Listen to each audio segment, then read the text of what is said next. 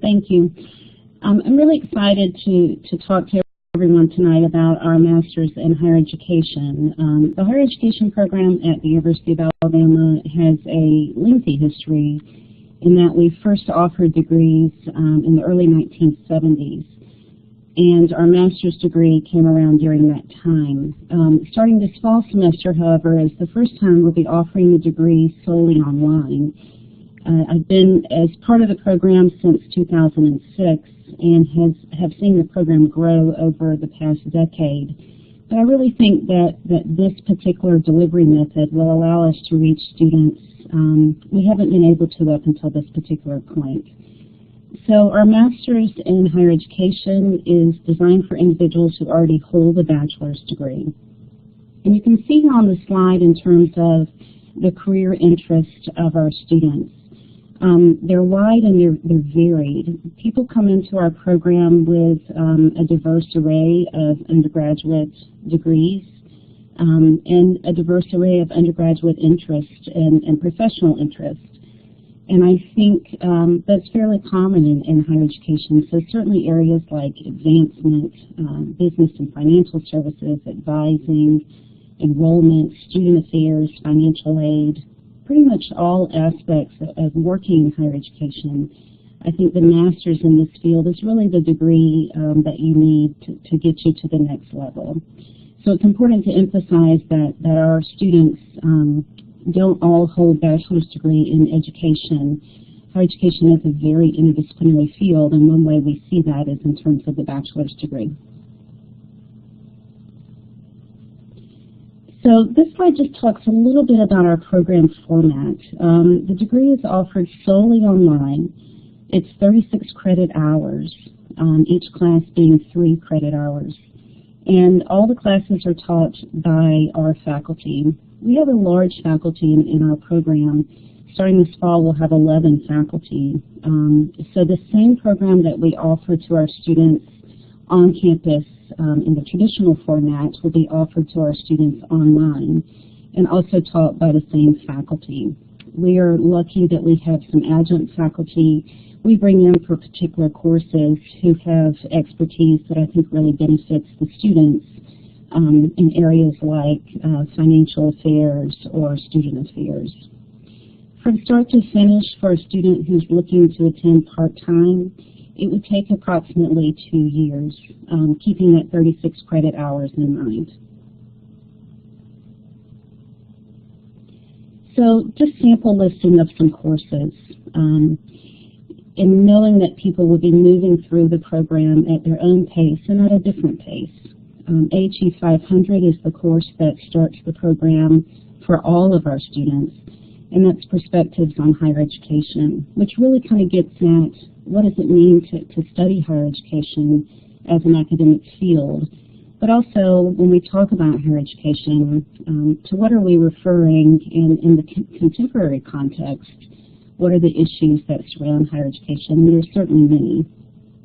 The other courses here you can see focus on issues of the student, so student development, student affairs, as well as organization and administration of higher education, which is the really key area of why the university or the college or the academic institution behaves the way that it does. We offer seminars in terms of diversity and assessment as well as part of this program.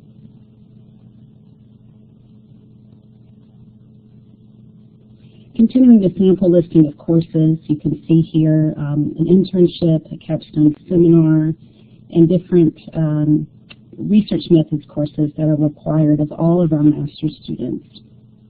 I would note particularly for the internship that for students who are either working in a full-time position in higher education or have 3+ years of experience in the field, we do look for alternatives to that class when we can, but it's certainly something we work with one-on-one with students in terms of what's best for them in the context of a degree.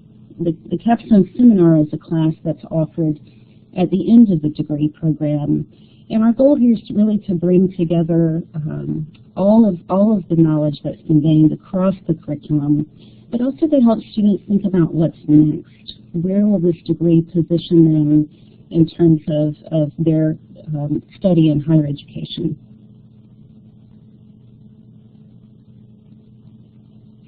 So two important deadlines I would note.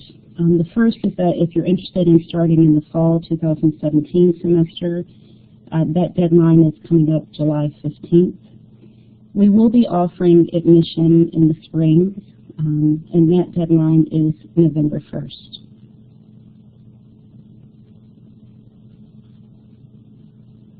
Here are the things that we look for in terms of admission.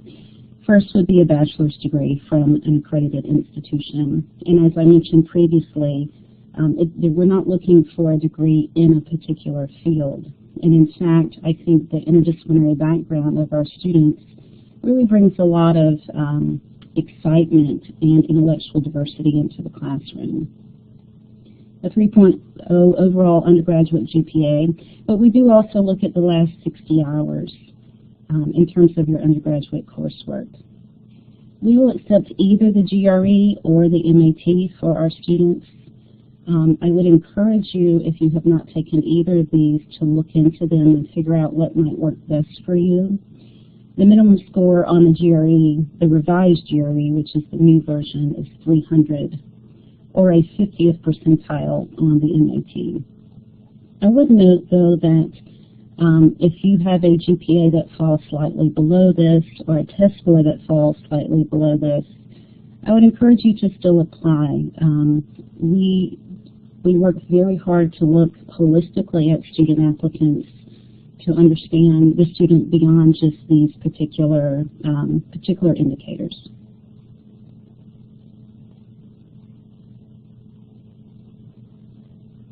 And here's just some brief websites. If you want to go look more at the higher education program, that link will take you directly to our site to talk about not only our online masters, but our other degree programs, as well as the faculty, and then the link to the BamaByDistance site.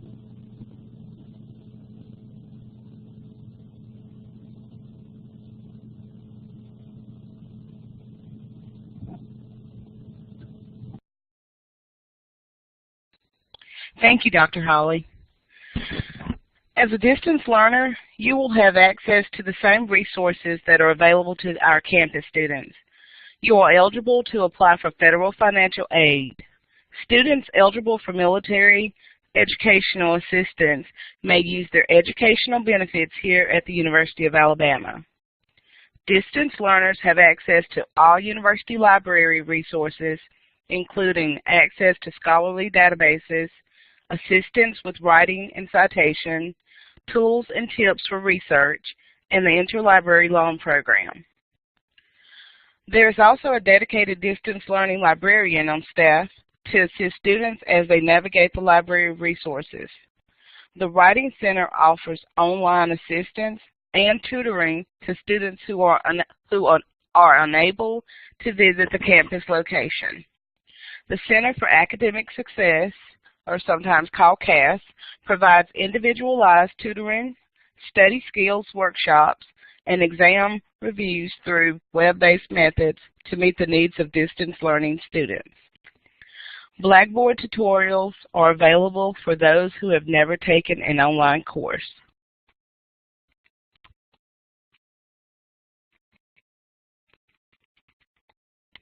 Distance learning students pay a flat hourly tuition rate regardless of residency. The rate does not include any applicable course fees or books. Students have the option to purchase access to the Student Health Center and the Student Recreation Center.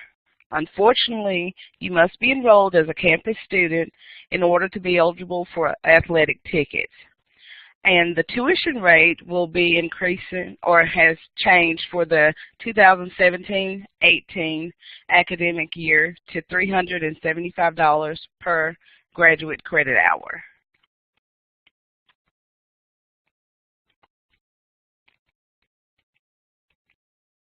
The College of Continuing Studies offers scholarships to students who are enrolled in degree programs facilitated through continuing studies. You must currently be admitted or accepted for admission in order to apply for these scholarships. Applications are accepted year-round, and scholarships are awarded each semester.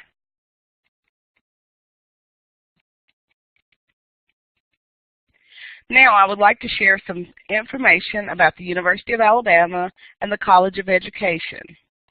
The University of Alabama was established in 1831 as the state's first public college. Approximately 37,000 students attend UA, with about 5,500 of those students being enrolled in graduate programs and about 4,600 enrolled in distance learning programs. We are an accredited and reputable institution.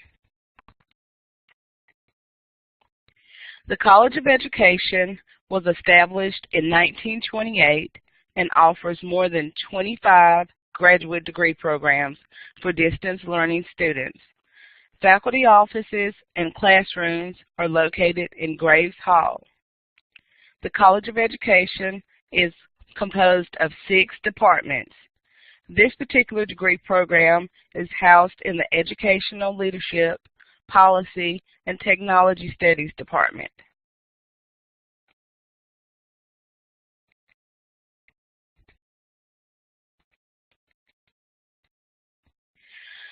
In the next few days, you'll receive an email with information that includes important website addresses and contact information, as well as a link to the recorded session.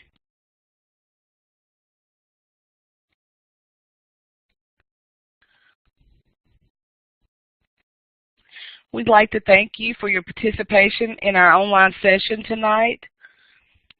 And now, what we'll do is open the floor up to any questions and answers, or any questions that you students may have, prospective students may have, and we'll allow Dr. Holley to answer those questions. Any questions that you have, just type them in the chat box below on the left-hand side, and we'll get those questions answered for you.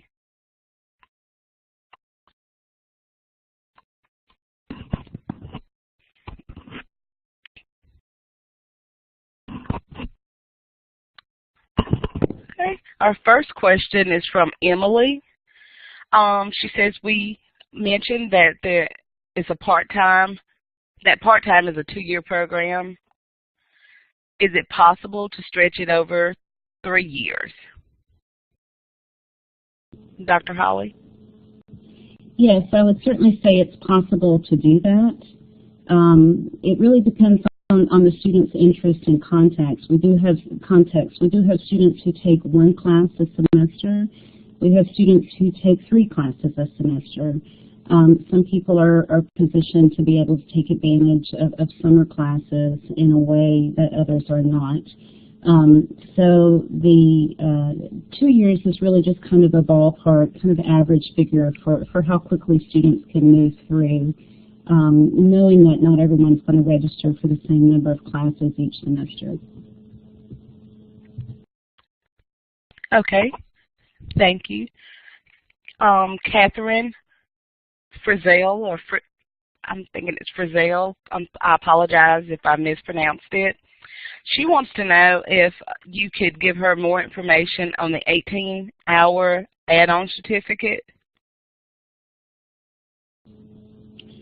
Sure. I'm not quite sure what certificate we're referring to, although I think it's the college teaching certificate.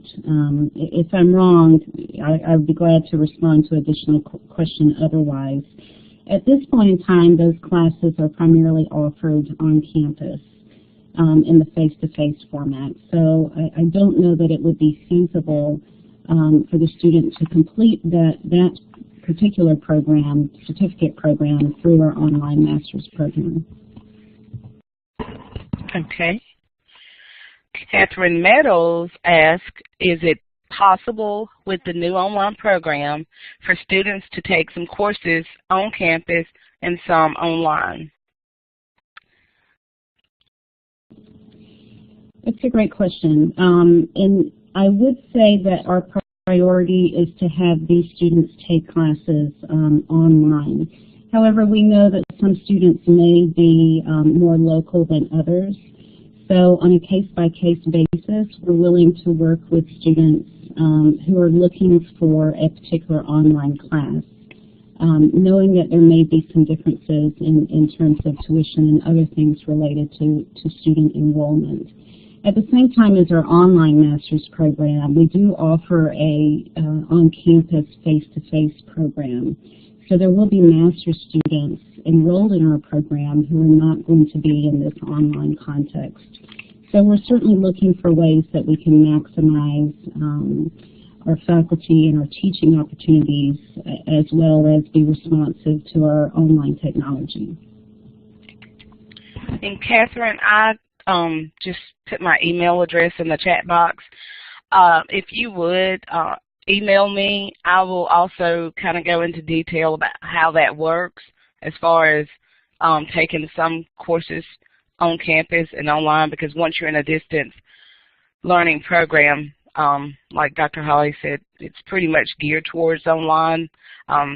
There are a few very slight exceptions, but I could explain that in more detail if you would like to email or give me a phone call tomorrow or after this session. Johnny wants to know, she said she submitted transcripts, the MAT score, her statement of purpose, her recommenders and application fee, as well as the application.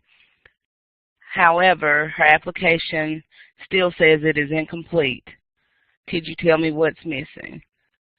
Johnny, if you will also send me an email or give me a call right after the session, I'll be happy to pull up and tell you what's missing from your application.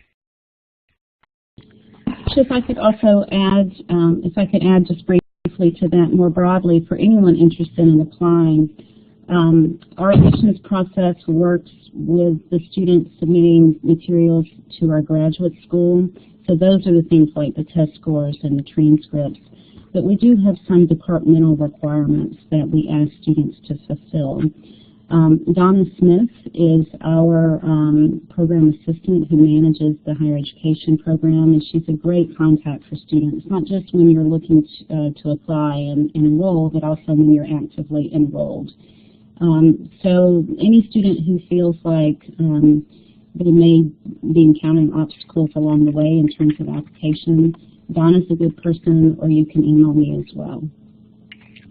Do you don't happen to have her phone number or email address, do you, Dr. Holley? I do, and I'll add it here to the chat box so everyone can have access to it. Okay, thank you. Francesca has another question. She wants to know, are there any scholarships other than the CCS scholarships that was mentioned that could be used or geared towards current teachers? Dr. Holley? Sure. The College of Education does offer scholarships, and we work closely with our admitted students to help them apply for those or be aware of those opportunities. I will say that many of those are geared toward undergraduate students, but there are some out there that our graduate students can apply for and that have had success in the past. So my best advice for people looking for a graduate degree is to kind of exhaustively search for those opportunities. I would be a good person to contact in terms of helping you along in terms of college opportunities. Okay. Thank you. And Dr. Holley provided that email address for Donna Smith, and it's dbsmith@ua.edu. Catherine says that she was referring to the Class A Instructional Leadership Certification Only option. That's actually a different program, Catherine. So if you'd like to email me after the session or give me a call, I can answer that question for you. But that's a different program than the higher ed program. Do we have any more questions? Emily wants to know how many different classes would be offered during the summer. We're looking to have 2 to 3 higher education classes offered each semester, so this would include fall, spring, or summer. Our program of study does require students to take classes, a few classes outside of the higher education designation. These are primarily research-based classes, and those are occasionally offered online. So once students are admitted, I will be the primary advisor for online master's students. And my hope is to work with students one-on-one, so if someone's looking for a summer class, for example, we can make sure to find what they need. Okay. Thank you, Dr. Holley. Francesca says that was a lot of help, and you're welcome, Francesca.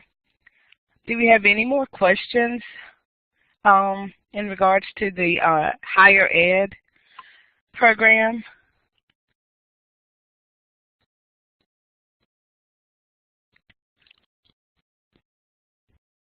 Please, all of you that had questions in regards to different programs other than the higher education administration master's program, please, like I said, feel free to give me a call or email me afterwards, and I'll be glad to address those questions for you. Joni wants to know what classes are being offered this fall. Sure. At this time, we have 2 classes scheduled for the fall. One is AHE 500, which is the Introduction to Higher Education class I spoke about. Then the other is 520, which is the college student class. Depending on our enrollment and how many students apply and are accepted to the fall, we might be able to offer a third, but that would depend on enrollment. I would say, just in response to the previous question, is that our program does not lead to any particular certification in terms of state standards or certification. So that's an important aspect to keep in mind. But those are the 2 for the fall, 500 and 520. Thanks, Dr. Holley, for making that clarification about the certification. Do we have any more questions from anyone? I'd like to thank all of you for attending the session, and I hope that it was provided a lot of information and answered your questions in regards to the program. And I encourage all of you to apply and take advantage of this program, since this is the very first time that it's being offered completely online. So I do encourage you to go ahead and apply so that you can begin this fall. It seems like we don't have any more questions tonight. Dr. Holley, I'd like to thank you again for joining us this evening. Sure, and if I could just say thank you to everyone who's interested in our program. There's a lot of excitement among our program about being able to offer this to students. One of the things I so appreciate about our program is how responsive we are to students. And really, it's a partnership, so it's nice to hear in terms of questions and ideas that people have. Please feel free to reach out to me by email if you have further questions. All right, well, I'd like to thank everyone, and I'd like to thank my backup, Michelle. And Michelle says thank you for joining us, and roll tide. So I second that. You all have a good night.